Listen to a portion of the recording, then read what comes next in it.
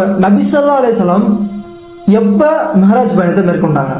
இதற்கு குர்ஆன்லயும் ஹதீஸ்லயும் எந்த ஒரு ஆதாரமுமே கிடையாது. அப்ப சிலர் ரஜப் 27 நோன்பு நோக்குறாங்க, இரவு தொழுகிறாங்க. அதற்கு காரணம் என்ன? இதற்கு அவர்கள் சொல்லக்கூடிய சான்று என்ன அப்படின்னா, இது சுக்ரியத்தான நோன்பு, நன்றி செலுத்துவதற்காக நாங்க நோன்பு வைக்கிறோம் அப்படின்னு சொல்றாங்க. இந்த நன்றி செலுத்துவது அல்லாஹ்வுடைய தூதருக்கு தெரியாதா? அல்லாஹ்வுக்கு தெரியாதா?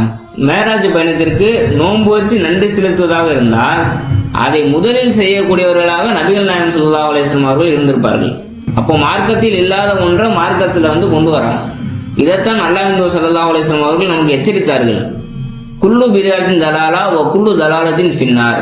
ஒவ்வொரு பிதஅத்தும் அனாச்சாரங்களாகவும் ஒவ்வொரு அனாச்சாரமும் உங்களின் நரகில் சேர்த்து விடும் அப்படின்னு நபி ஸல்லல்லாஹு அலைஹி வஸல்லம் அவர்கள் நமக்கு எச்சரிக்கை செஞ்சுட்டு போனார்.